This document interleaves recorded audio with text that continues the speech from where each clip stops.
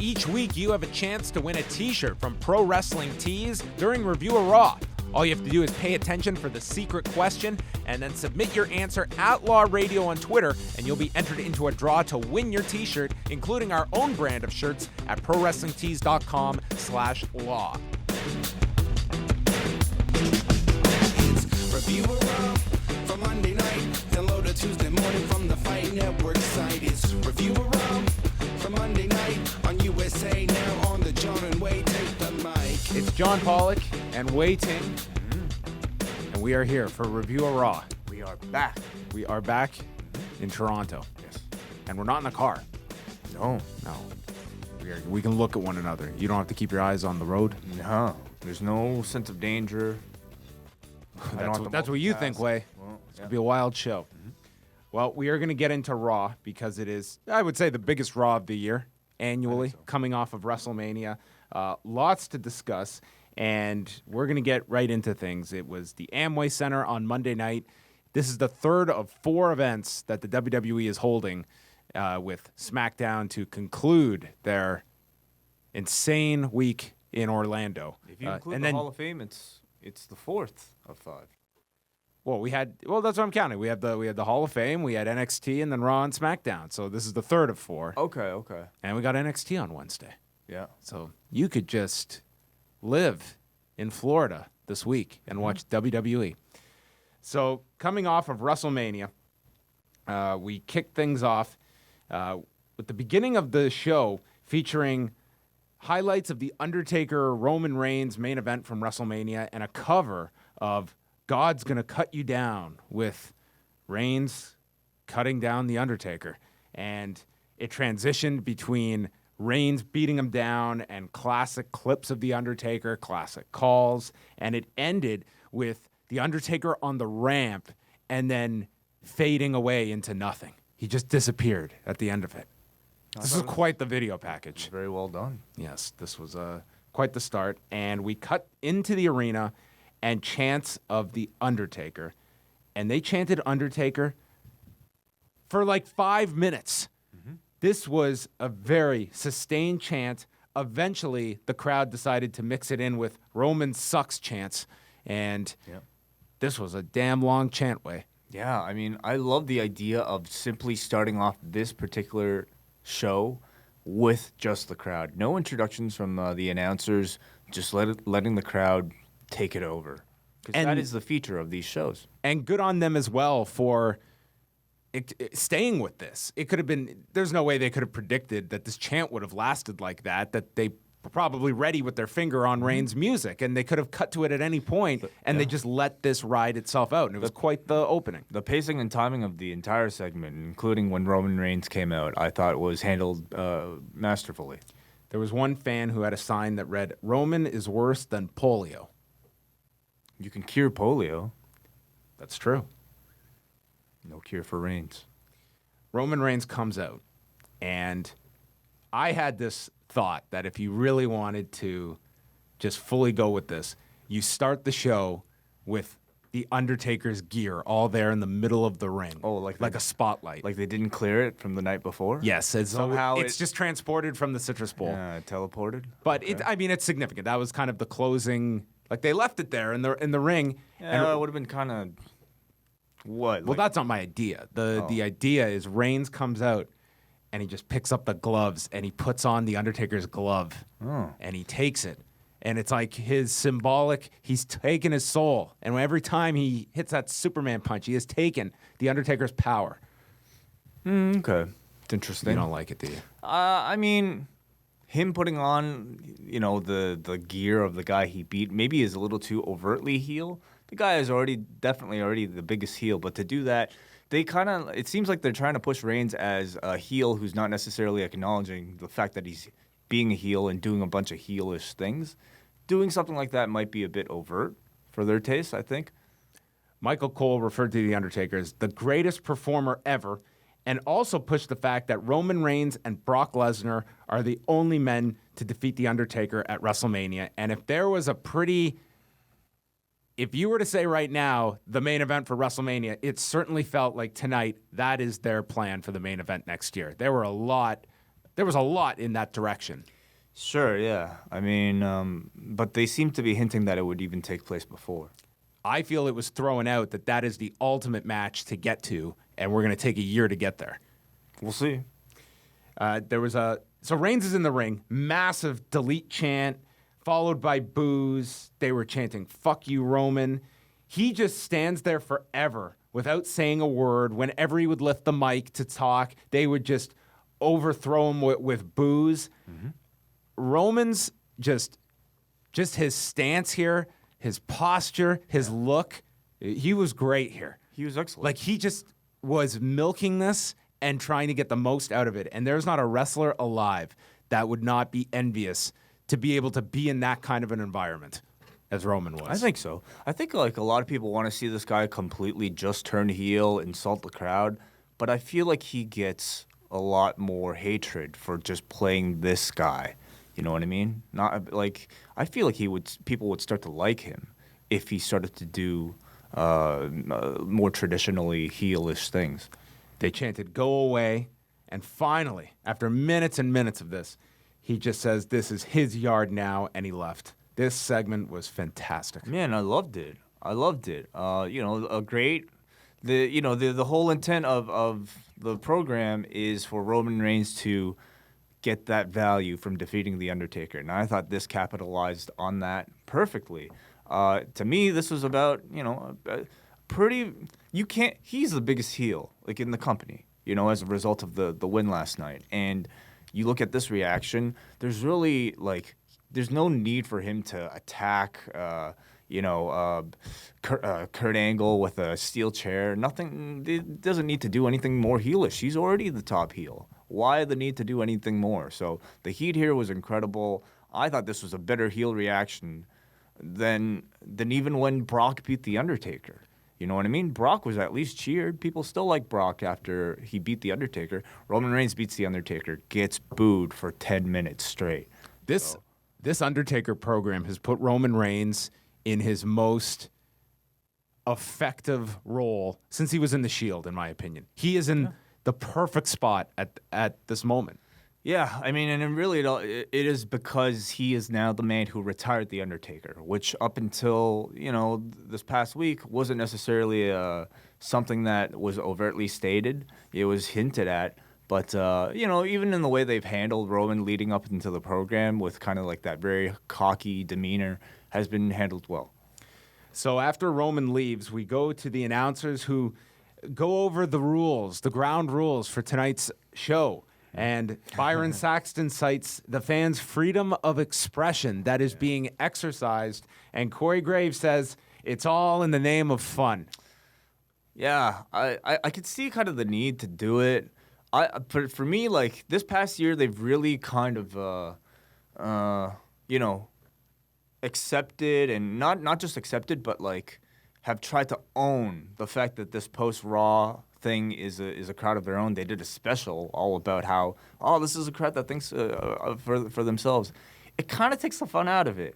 You know what I mean? Like, when, I think for me, it's the most fun when the crowd is hijacking the show and almost trying to piss off the people that are producing it.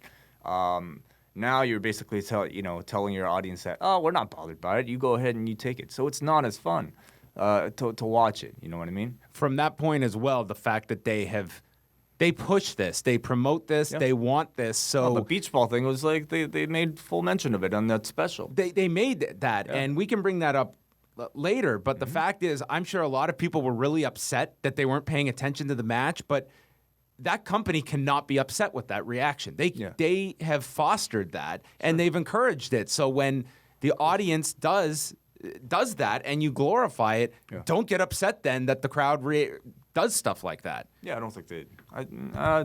People were really upset about that. Listen, if I was those performers, I would have been annoyed during that match. But that's what this show is. Mm-hmm. That's realistically what it is. And maybe you shouldn't be going out there and killing yourself when you know that you have an audience that might be more invested in a game of beach ball. They aired an ad for WrestleMania 34. Just immediately, we're moving on to April 8th of next year in New Orleans. Yeah, book your tickets now. We also were introduced to they're on a new German outlet. and the announcers were Holger Bolschen and Sebastian Hackel. And I only bring this up because I was, you may not have noticed, but during a portion of WrestleMania, I sat behind this wall, kind of out of sight. Yeah. And I was sitting next to these guys the whole time. Oh. And I didn't know who they were until I saw them here on the broadcast. I was sitting next to these guys the whole time. Prior to their being on the broadcast. Well, they weren't on last night's broadcast. Oh, They were in the media room with me. Oh, strange. So there you go. Holger. He kind of looks like Big Cass. Okay. Take a look at him next time. The Hardys defending the Raw tag titles against Carl Anderson and Luke Gallows was our first match, and JoJo gave this long introduction for the Hardy Boys, as they were identified, boys with a Z, and they... See, the last time they tagged together, they were simply the Hardys. They've reverted back to boys. Yeah, they've gone. They are... Okay. Yeah, they did not make a boys to men transformation. Men to boys. They went the opposite, yes. They came out, and it was so weird seeing Matt doing, like, the 2001 Matt Hardy isms. Yeah, just like slapping the crowd, no face paint. You know, Yeah, I mean- straight up Jeff Hardy from the WWE. That's it. Yeah, which is... It's funny because they have played just as the Hardys on camera, and yet the promos that they've done for WWE... I mean, Matt's fully doing this or not fully, but... One of them. The other Matt one- is. Jeff is Jeff. They did another one with them in the RV backstage prior to them coming out, and they were just completely playing themselves. That was not in character. Matt was still doing like the laugh, and he was doing little things in Not that. really. No, he was just saying like, "I'm really happy to be back." Maybe he threw in an obsolete in there or delightful in there. And if you saw them today on Raw Talk, he was completely just playing Matt Hardy. Not Broken Matt. I feel as well that there is a, barring the legal situation of whether they can even go through with these characters or make alterations to them.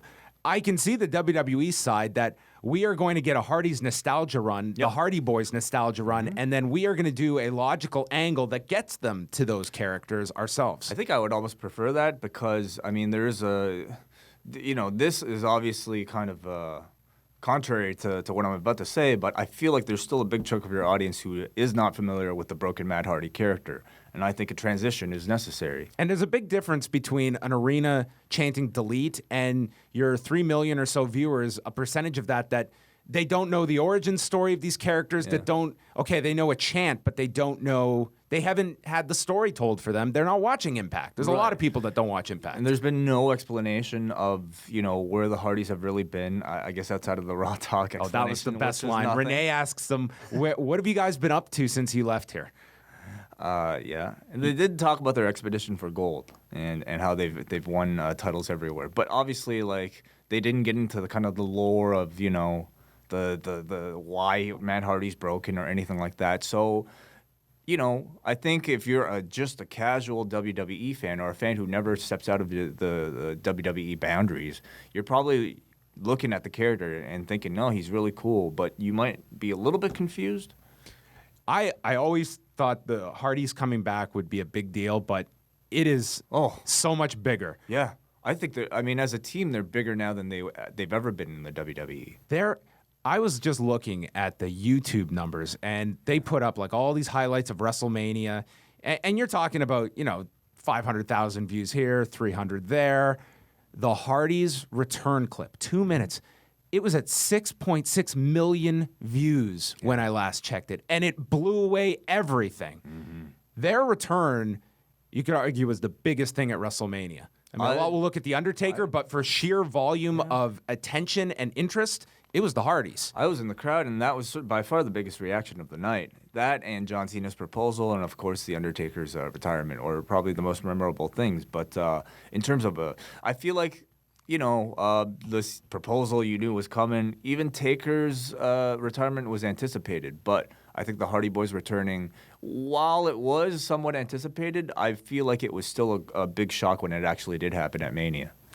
So they come out, and the match begins. Matt hit a side effect to Anderson. There was a twist of fate that got blocked. Anderson and Gallows went to the floor. The crowd's chanting delete as they go to break, which featured for Canadian viewers, Kathy Kelly's News Slam promoting the Ultimate Thrill Ride, WrestleMania, coming up on April 2nd. So circle that date.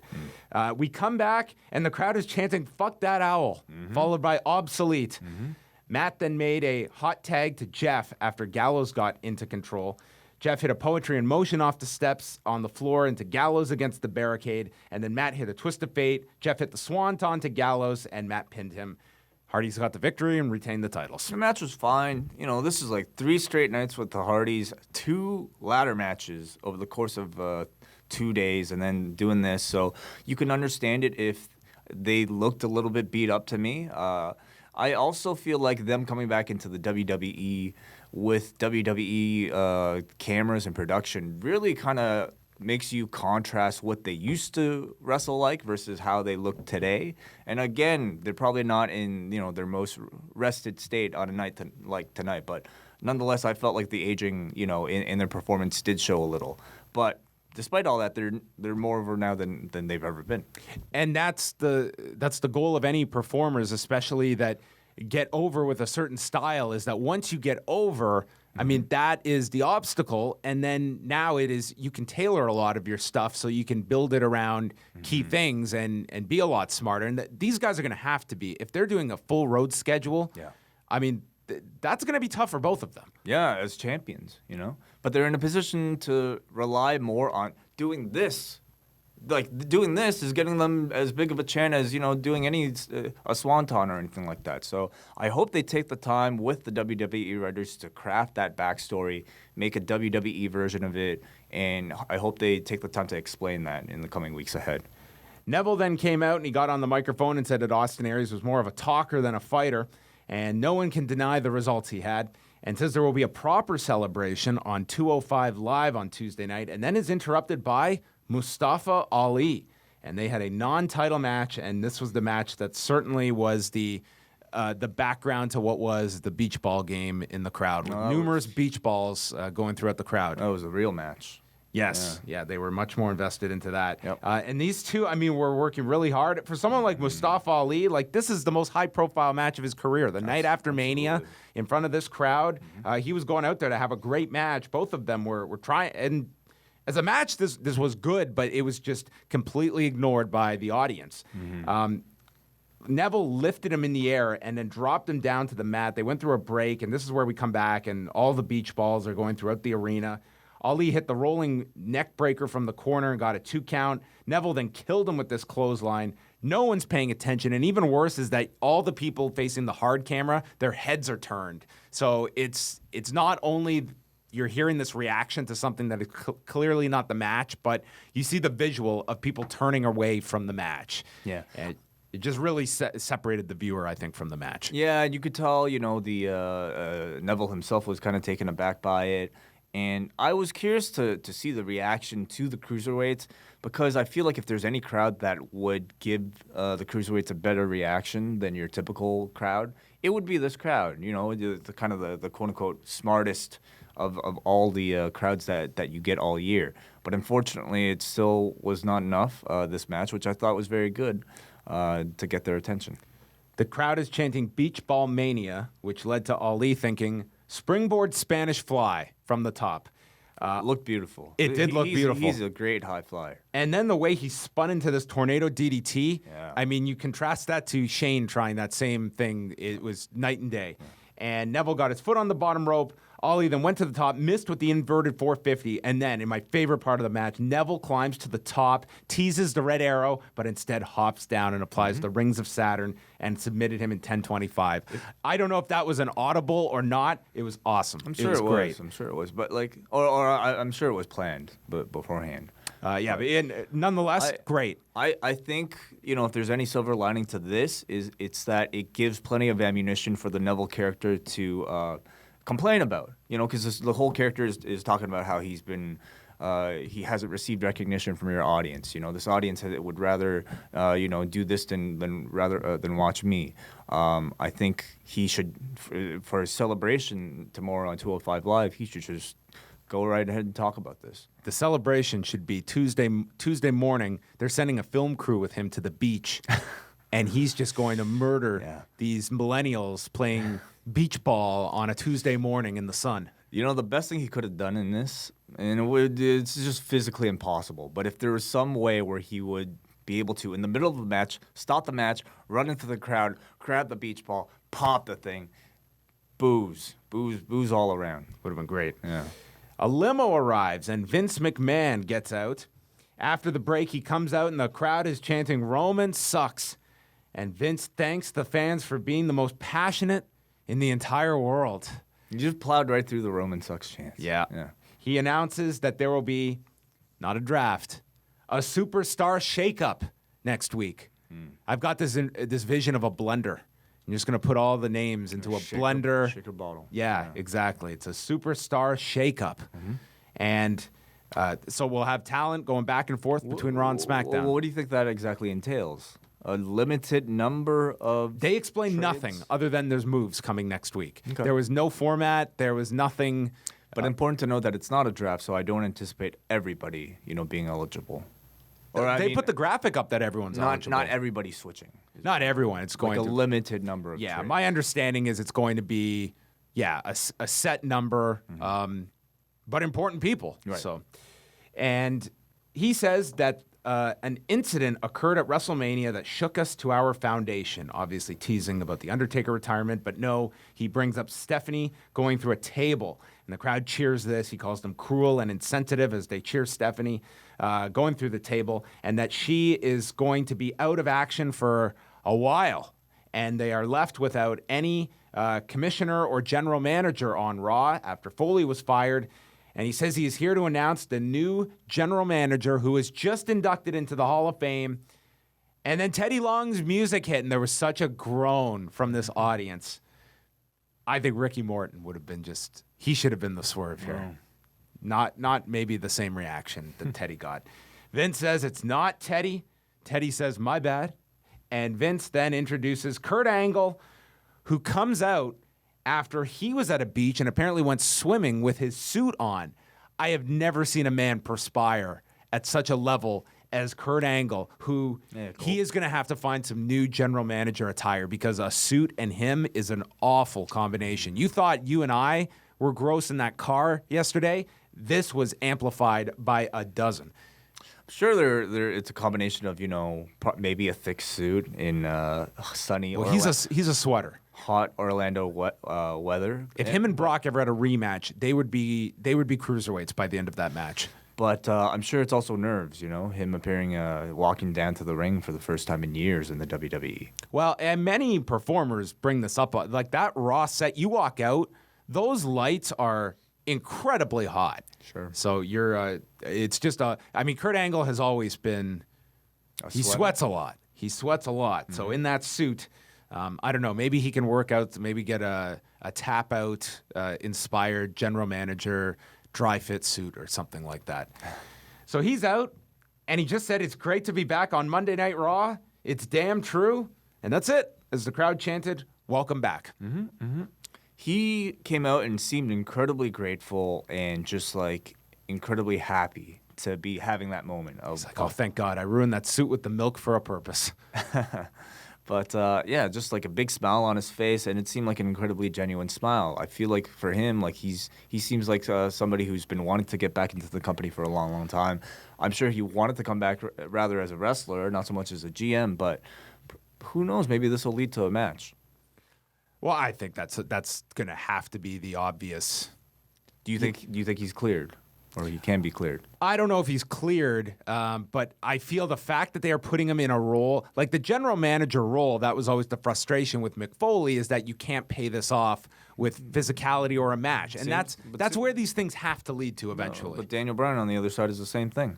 Well, Daniel Bryan is someone that I think is just so effective in the role but again, it's everything with The Miz we talk about. You are having these conflicts that you run into this problem, that there's no match at the end of it. To me, it feels like their GM roles are slotted for people that they want to get on television, but they don't really want wrestling again.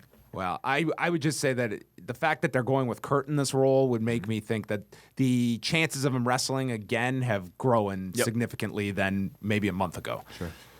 The New Day are out, all three of them, and Kofi and Xavier are wearing these Road Warrior shoulder pads, but instead of spikes, it's ice cream cones they have.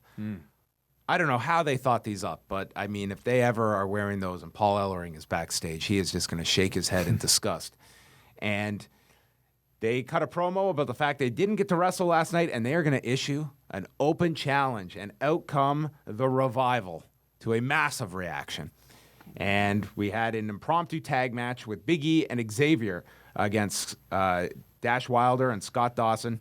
There was a top guys chant. Woods hit this tilt-a-whirl leg scissors to Wilder, and then Dawson was in, hit a divorce court to Woods, and then the Revival cut off the ring. Woods was finally able to tag in Big E, who hit these belly-to-belly suplexes to Dawson. Big E then flew to the floor, crashing down, and they hit the Shatter Machine to Xavier Woods for the victory.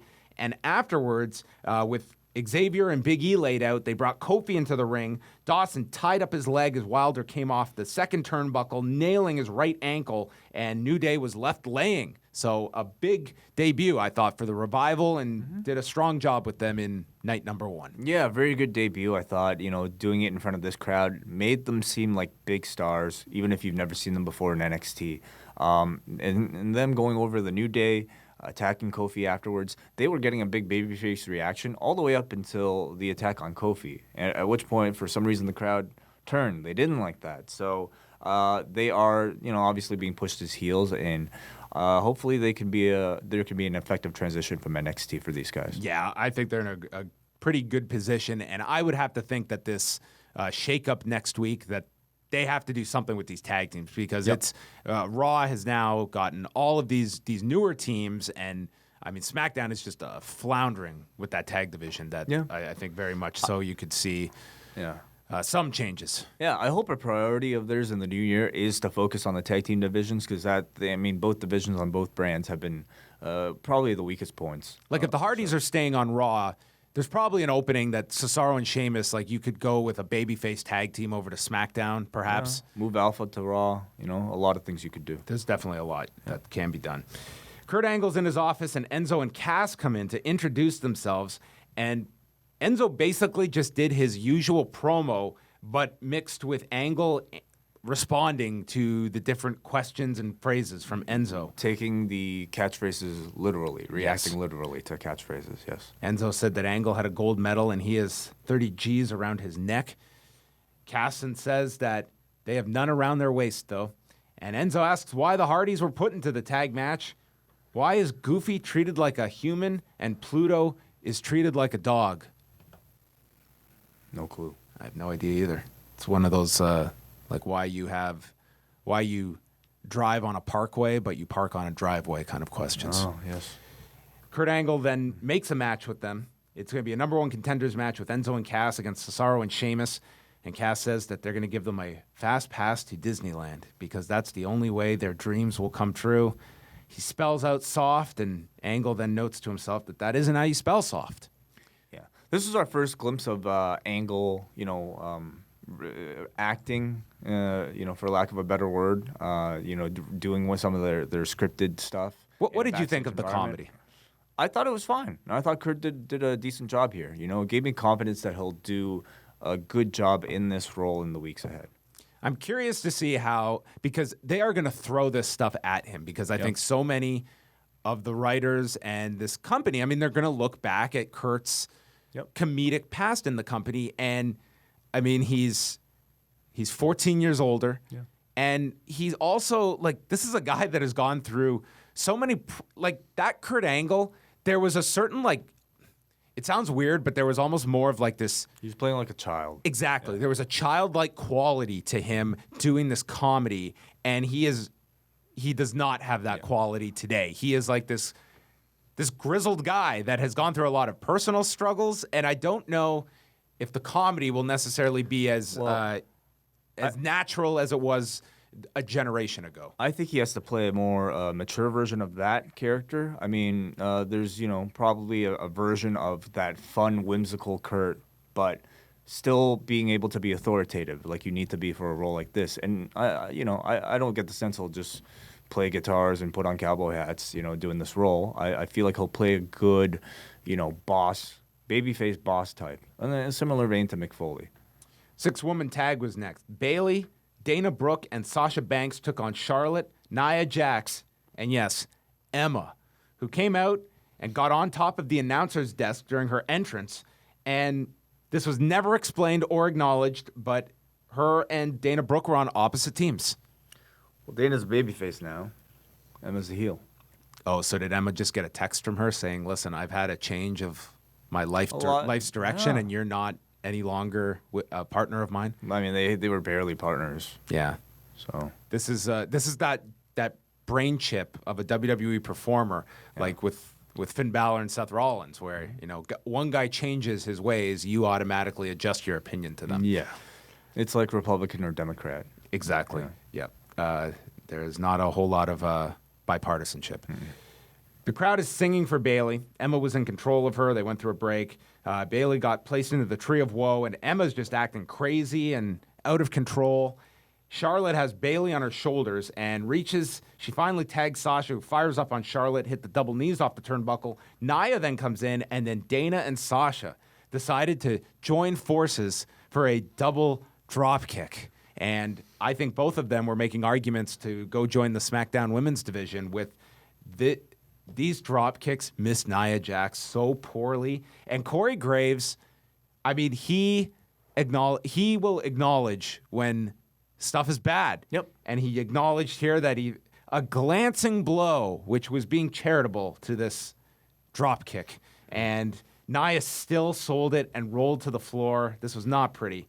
And then Sasha applied the bank statement to Charlotte and submitted Charlotte at 9 minutes and 9 seconds. Uh-huh. Yeah. A match. Women's bout. Yeah, it was a bit of a match. I mean, Emma made her re-debut, but not much story given to it. It was just an appearance. To me, this kind of came across like it was a sort of a final interaction between some of these competitors, because I could definitely see a lot of these women not being sticking around on Raw the week after. Yeah, and they did an angle afterwards where Charlotte shoved Nia, and then Nia shoved her, and Emma just got the hell out of there. And Nia attacked her, hit this running elbow drop to Charlotte, and left feeling like a babyface. And do you look at this as something where you're going to continue with this, or do you see possibly one or the other moving? I don't know. I don't think they would have done this if they weren't planning on something between Nia and Charlotte. To me, that seems like a decent next program for both of them. You can also kind of read it like it was some type of goodbye for Charlotte on Raw, but I get the sense they're probably going to go with Nia and Charlotte. Kurt Angle is backstage with Sami Zayn, and we're back to annoying Sami Zayn. He said he had this great relationship with Mick Foley, and he wants to cultivate the same one with Angle, and he's just talking Kurt's ear off. He's just rambling, keeps talking and talking. Angle finally says that he possesses the 3 eyes, but then as Zayn turns around after accepting the compliment, you can see Angle just roll his eyes. He just wants this annoying guy to leave him alone. Mm-hmm. Jinder Mahal walks in, and I thought he was just going to come in and flex. And he didn't? He didn't, no. He was veiny as hell, though. He was very veiny. He complained about this guy named Gronk and getting involved in the Battle Royal. And Zayn interrupts Mahal, and they argue who is more important, which these days, I mean, it's neck and neck. And Angle decides to make a match between these two for later on in the show. Yep. I felt a great role for Sami Zayn. Yeah, I mean, the crowd clearly loves him, wants to see him elevated to a more serious level. And Kurt here, put him over, but then does the eye-rolling thing. So, he's still kind of like being treated as a bit of a joke. Yeah, he would be somebody, I feel, that would definitely benefit from a bit of a reset. Yeah, oh, of course. Yeah. Brock and Paul Heyman come out, Lesnar with the Universal title, and Heyman has a bedtime story that Lesnar and Heyman read to their children at night about a man who fancied himself a superhero, and they mentioned Goldberg, who is booed soundly by this crowd. Mm-hmm. And They call him the baddest man in the village. And after taking the Universal title, he took a detour through the South Central section of Suplex City. And our superhero got his ass kicked by the Beast and says, "You won't be seeing Goldberg around here anymore." And the fans cheer this fact and chant yes. Heyman works in a thank you here for The Undertaker, but then quickly thanks Brock as well. Says he is seeking new challenges and challengers, which leads to the crowd chanting for Finn Balor. Heyman mentions Seth Rollins, Matt Hardy, Jeff Hardy, or even the possibility of a handicap match, which many people noted was an actual pay-per-view match back in 2002. Against the Hardys, yeah. Yes. And he mentions the 2 in 22-2, which is a hell of a tongue twister. And 23-2. Is it 23-2? I believe so, Okay. yeah. I lost count. And he suggests that those two go one-on-one, and the fans boo this. Yeah. Hated this idea. I mean, you're teasing them with the possibility of Brock versus Rollins, Brock versus the Hardys, and now you're telling us the match we really want to see is Brock and Roman Reigns, and these people weren't having that. And Heyman says that it would determine whose yard it is. The crowd chants, "We want Balor." And then Heyman says if Roman is the big dog, then Brock is animal cruelty. And he says that it's time for the Raw After Mania crowd to get something that they will never forget, and they're interrupted by Braun Strowman. And Strowman comes out, he gets into Lesnar's face, he pushes him with his finger, and the crowd reacted to this. And Lesnar just lays down his title, challenges Braun to come at him, and Braun backs down and walks off to chants of pussy. Oh, is that what they chanted? Oh, yes. As Wow. Corey Graves and his "It's all in the name of fun" was in my head here as this chant. I feel they are doing this too much with Braun, the backing down. Yeah. I understand they want him as a heel. Him as a cowardly heel, that is not the role people want to see Braun in. And you have this unique character that I think people just want a car crash with Brock Lesnar and Braun Strowman. Like, that sounds, a year ago, not at all. Yeah. Today, I would love to see that match. Yeah, you're right. I think they're doing that a little too much. I feel like it's okay to do once in a while, as long as Braun is able to get the upper hand at a later date. But we've seen him back down from the Big Show. He did beat the Big Show, but didn't he back down from the Undertaker as well? Yes. And he just got out of there. Nothing came of that, and obviously nothing will come of that. So they've got to be careful not doing that too much with him. I thought it was a successful segment. I thought Heyman did well. Unfortunately, he had to promote Roman Reigns versus Brock Lesnar, which this crowd clearly did not want. They were chanting, "We want Balor," as Heyman was trying to set up this Roman and Brock match. So I wonder if that sends them a message. Probably not. Well, I mean, this show, it was pretty clear to me that is the ultimate match that they are going to be building to down the road. I'll also say this. I know they are intoxicated with their ESPN coverage, and I just feel that, especially if Braun is headlining Payback with Brock Lesnar, I just feel there was a creative way to still get Rob Gronkowski involved here, and Braun wins that Battle Royal. Like, it seems pretty silly that this guy was thrown out of this Battle Royal, and he's probably challenging Lesnar for the title. How would you get Rob Gronkowski in there with Braun Strowman winning? You could still have him do a spot. But you don't. He didn't lead to the finish necessarily. He was just coming in to get. But you don't have the celebration, which is what all the networks want to show. Well, I'm not saying that. I'm just saying you don't have to just completely cancel Rob Gronkowski. I mean, him just getting involved with someone, a heel gets in his face, and he gets his physicality in. So Rob Gronkowski should attack Braun Strowman? I'm not saying that. I'm saying you could use Rob Gronkowski in 10 million ways. How would you do it with Braun Strowman winning and still getting that hero shot with Rob Gronkowski? All right, you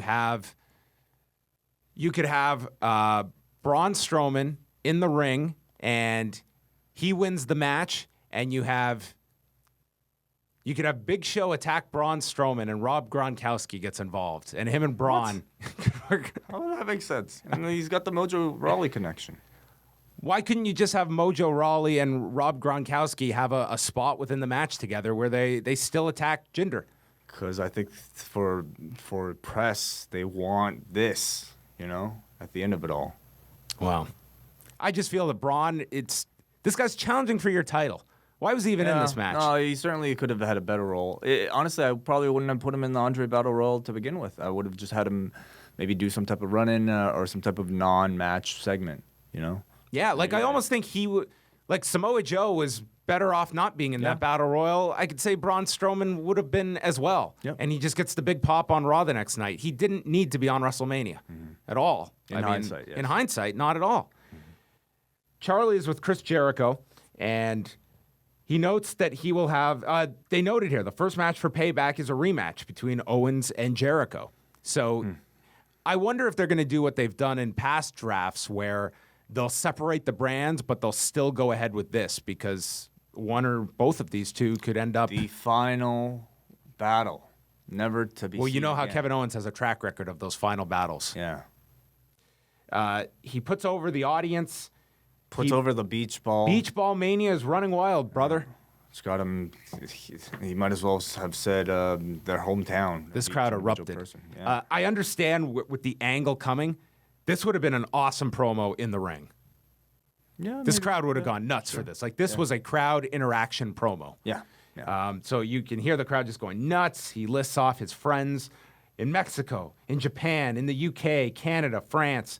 And he's going to start tonight to get his revenge on Owens, starting with his fingertip that broke up a cover at WrestleMania.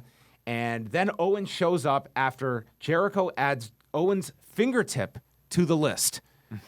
Owens attacks him. Samoa Joe joins in, and it ends with Jericho being powerbombed through a table and left laying. And earlier they had announced on Twitter that it would be Jericho and Seth Rollins against Joe and Owens. So now we fast forward to Kurt Angle coming out of the trainer's room. Seth Rollins is there, and Angle says that Jericho is in no condition to wrestle. And Angle says, "Trust me, I will find you a partner." Yeah. Sheamus and Cesaro against Enzo and Cass, #1 contenders match. Graves doesn't know what to call the move that Sheamus tried to execute. He said it looked like a spinning heel kick to the corner, but it was too ugly for me to call it that. Wow. Yeah, he was pretty harsh here on Sheamus.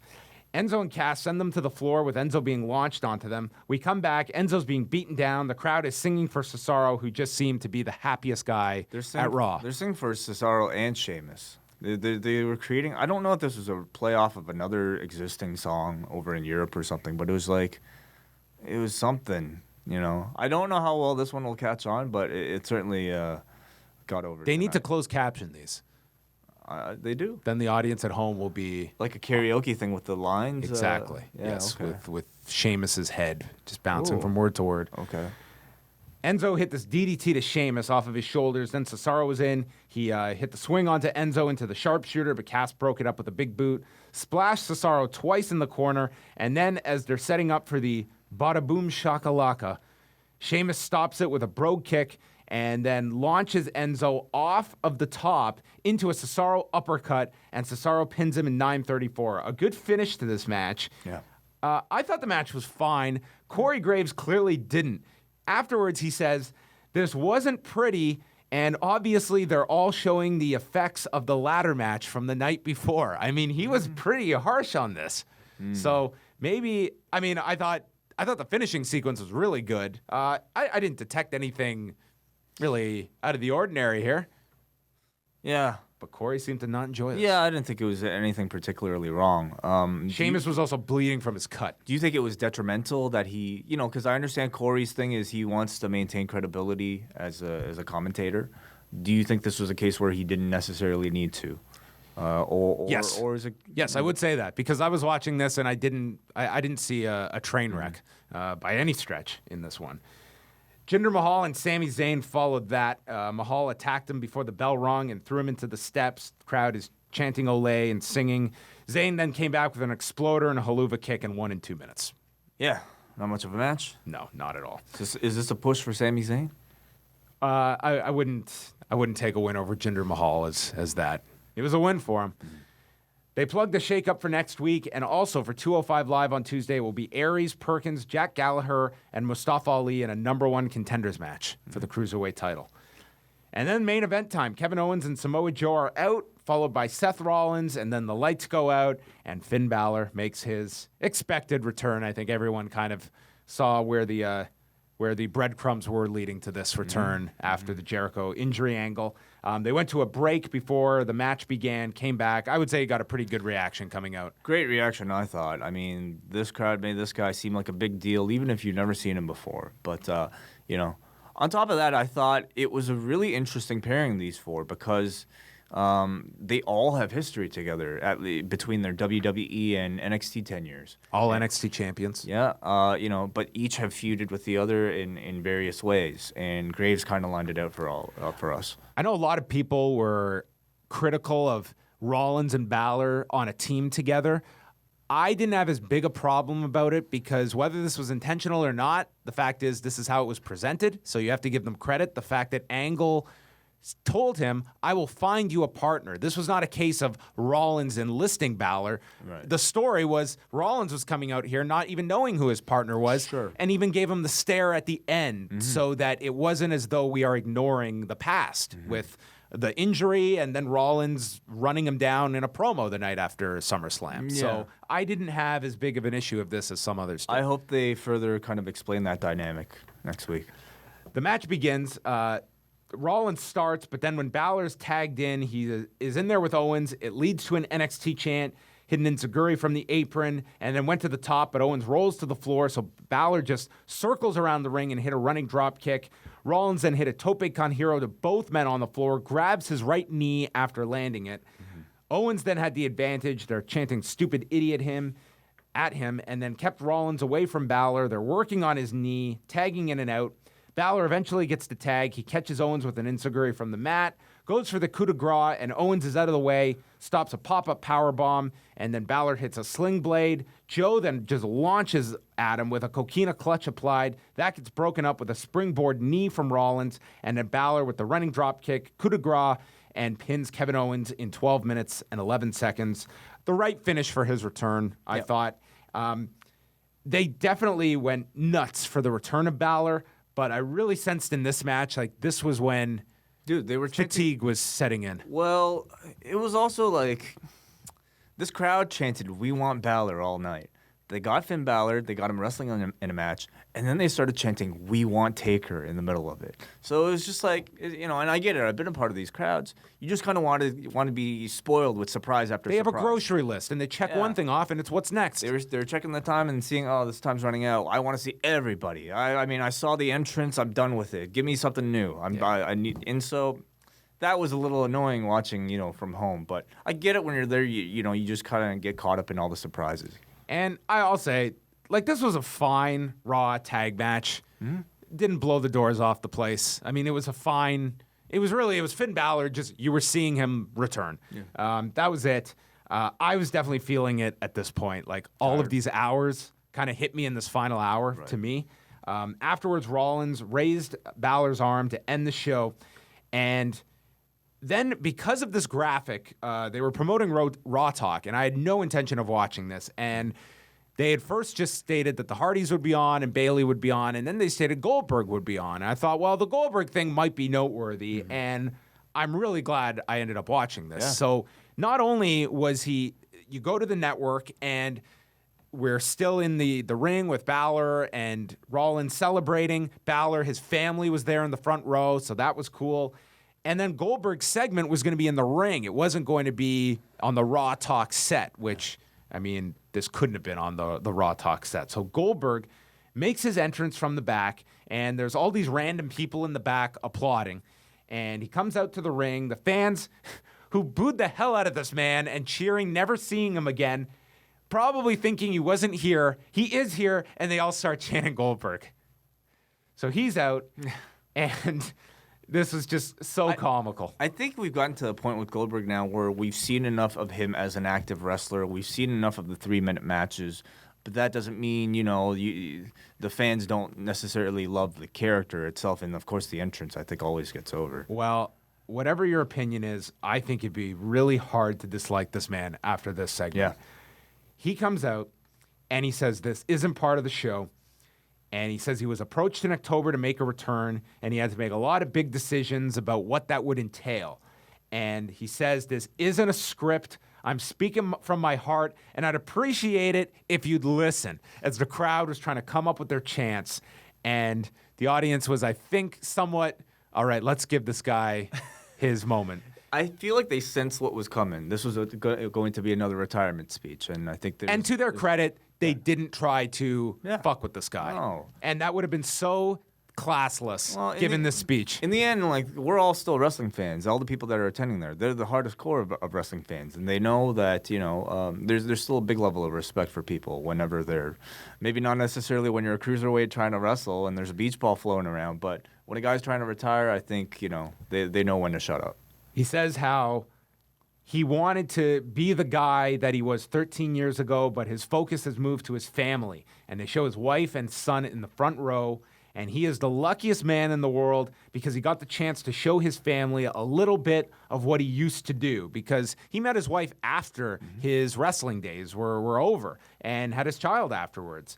He says that you can boo me or cheer me, but I live for my son, who he points to, and he is the reason I got up in the morning every single day, killed myself at the gym so that my son could have a dad that he is proud of. And they're showing his son, who is starting to cry, and then he asks his son to come to the ring, and his son climbs over the barricade and falls right down, and I was just so frightened that this kid was gonna just plop down on the ground, and Goldberg just says, he's already taking bumps, and this crowd roared in laughter. Dad saved him. This God. was like Dad pulling the kid out from a crumbling building. He or something. fell awkwardly here. Oh yeah. He's a child. He's a child climbing over a fence. Kept his shirt on. Yeah. So Poor kid, he's gonna get teased so bad. But again, Dad saved the awkward. he not only had that line, but he said, that's one more bump than I've taken in my career up until last night. The crowd was like, all right, we are completely on board with you right now with the self-deprecation. Yeah. And he says that the fans have changed a lot. They try to mess with us, and they try to make us forget what we're talking about and screw us up. But says he's speaking from the heart, talks about bringing the Universal title to his son's class, and the feeling he got was immeasurable. And he says, this might be the last time you ever see me in a ring, and he might make some people happy. He is here for his family. Called the debacle at WrestleMania 20. Says in comparison, he felt last night was pretty all right with him and Brock Lesnar, and the crowd cheered this a lot. Yep. And he ends it by stating that you never know what or who's next. He bows to the audience, his music played, and then he brought down the music to say never, and ended it by shaking hands with all of the fans and leaving with his son. This was one of the most memorable Raw segments, I feel, in the longest time. That wasn't on Raw. It was a talking. It was a Raw. I consider segment. this a Raw segment. Yeah.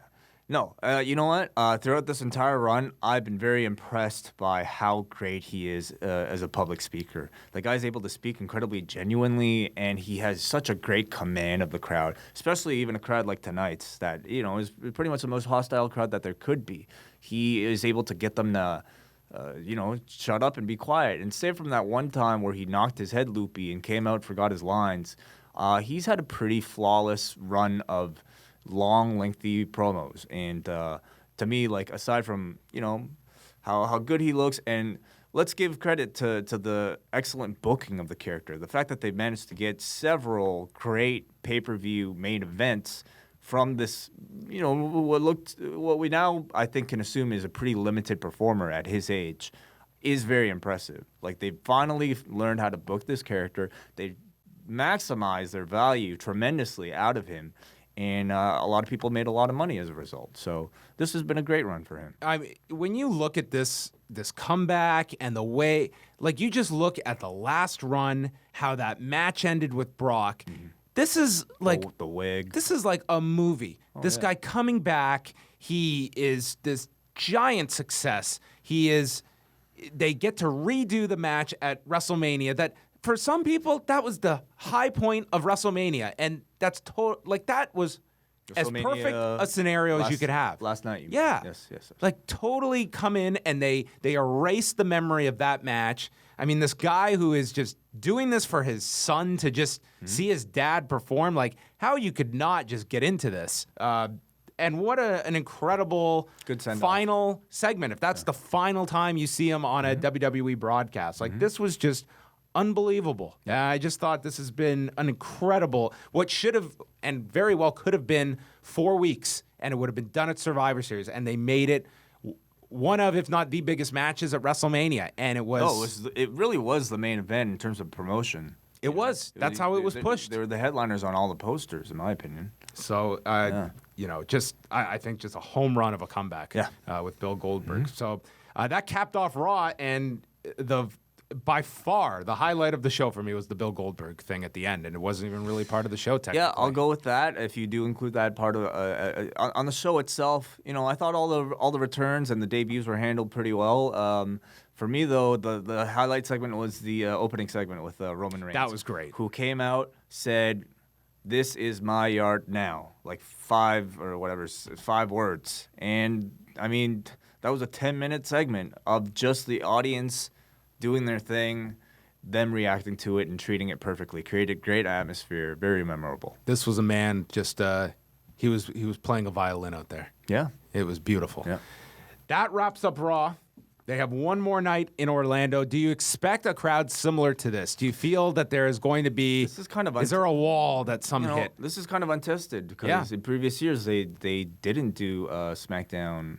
Well, I mean, it wasn't even a split crew at the time. So I feel this year it will be just as rowdy. The combination of it being live, John Cena being there, which I could assume, and then AJ Styles being there, I think a lot of people will be sticking behind, and you'll get a very similar atmosphere. Well, whatever happens, we will chat about it on Wednesday on Review-A-Smackdown, and you can catch all of our many, many, many shows over the weekend covering all elements of WrestleMania weekend. You can go to liveaudiowrestling.com, youtube.com/liveaudiowrestling. Tons of video content that we have up there as well that you can check out, and we will speak with you this coming Wednesday. Each week, you have a chance to win a t-shirt from Pro Wrestling Tees during Review-A-Raw. All you have to do is pay attention for the secret question and then submit your answer at Law Radio on Twitter, and you'll be entered into a draw to win your t-shirt, including our own brand of shirts at ProWrestlingTees.com/law.